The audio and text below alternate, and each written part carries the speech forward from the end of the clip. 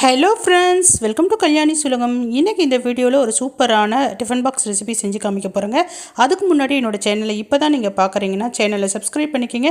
மறக்காமல் பெல் பட்டனை ப்ரெஸ் பண்ணி அதில் ஆல் ஆப்ஷனை கிளிக் பண்ணிக்கிங்க. இன்றைக்கி நான் பார்த்திங்கன்னா டிஃபன் பாக்ஸ் ரெசிபின்னு முன்னாடியே சொல்லிட்டேன். இந்த டிஃபன் பாக்ஸ் ரெசிபி முழுக்க நான்வெஜ் டேஸ்ட்டில் இருக்க போதுங்க. பயப்படாதீங்க, ஆனால் பியோர் வெஜ் தான். வாங்க செய்யலாம். முதல்ல ஸ்டவ் ஆன் பண்ணி நல்ல அடிகனமான கடாய் வச்சு அதில் எண்ணெய் விட்டு கடுகுளுத்தம் பருப்பு சேர்த்துக்கலாங்க. இப்போ ஒரு முக்கியமான பொருளை நம்ம இது கூட சேர்க்க போகிறோம். இந்த பொருள் தான் பார்த்திங்கன்னா நான்வெஜ் டேஸ்ட்டை தரப்போகுது. இஞ்சி, தோலோடு பூண்டு, நல்ல சோம்பு, இதை நல்லா தட்டி எடுத்துக்கலாங்க. நல்லா தட்டி தான் இருக்கணும், அரைக்கக்கூடாது. இப்போ பார்த்திங்கன்னா பொரிஞ்சிக்கிட்டு இருக்க கடுகுளுத்தம்பருப்பு கூட இந்த பொருளை சேர்த்துக்கலாம். சேர்த்து நல்லா வதக்கிக்கலாங்க. இது கூட பச்சை மிளகாய், நல்ல காரமான பச்சை மிளகாவை சேர்த்துக்குங்க. 3 பச்சை மிளகாய் நான் சேர்த்துக்கிட்டேன். இப்போ இது கூடவே 2 வெங்காயத்தை நீல வாக்கில் நறுக்கி நம்ம சேர்த்துக்கலாம்.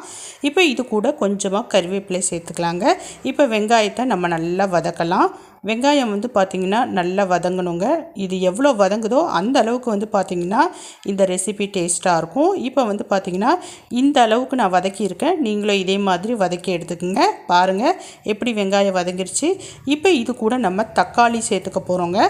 தக்காளியை நல்லா நீல வாக்கில் மெல்லியதாக நறுக்கி நம்ம சேர்த்துக்கலாம்.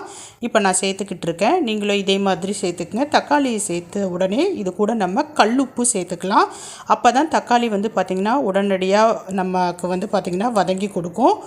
நல்லா பார்த்திங்கன்னா வதக்கிக்கலாங்க. இப்போ நம்ம இது கூட வேறு எதுவுமே சேர்க்க போகிறது கிடையாது.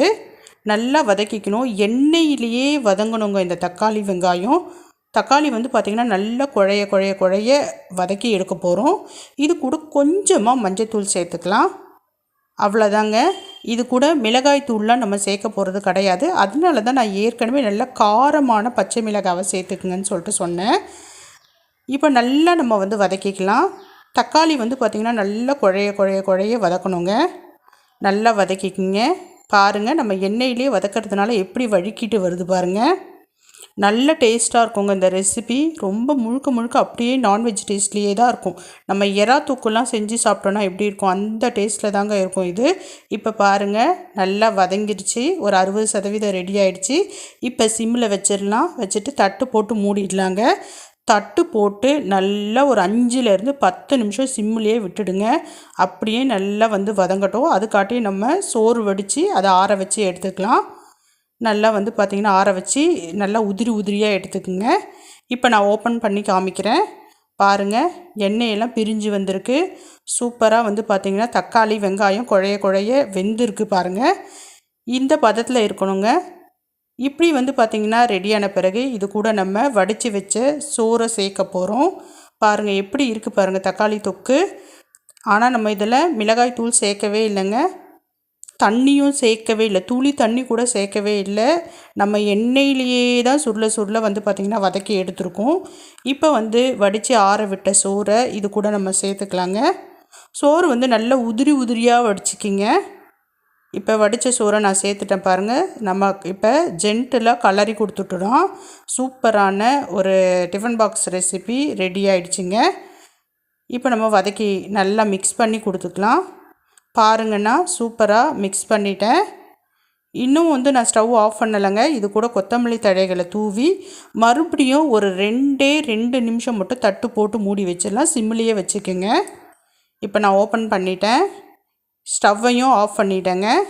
இப்போ நான் கிளறி எடுத்து காமிக்கிறேன் பாருங்கள் எப்படி இருக்குன்னு பாருங்கள். சோறு சூப்பரான ஒரு டிஃபன் பாக்ஸ் ரெசிபி நான்வெஜ் ஸ்டைலில், பட் பார்த்திங்கன்னா பியோர் வெஜ் ரெசிபி தாங்க. சூப்பராக ரெடி ஆகிடுச்சு.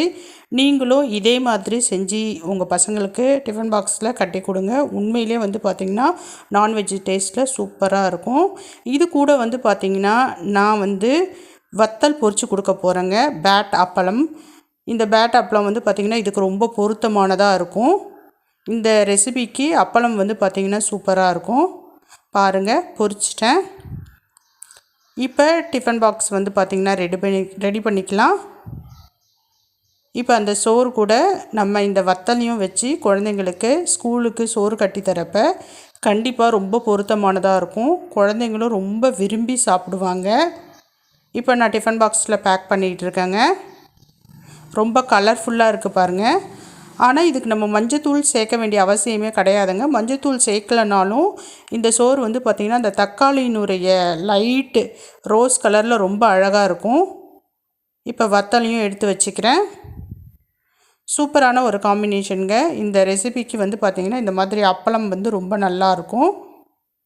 நீங்களும் இதே மாதிரி செஞ்சு கொடுங்க. இது புரட்டாசி மாதம் நிறைய பேர் வந்து பார்த்திங்கன்னா நான்வெஜ் சாப்பிட மாட்டீங்க. அந்த மாதிரி டைமில் உங்கள் குழந்தைங்களுக்கு இந்த மாதிரி செஞ்சு கொடுங்க. கண்டிப்பாக விரும்பி சாப்பிடுவாங்க. என்னோடய சேனல் பிடிச்சிருந்ததுன்னா சப்ஸ்கிரைப் பண்ணுங்கள். பாய்.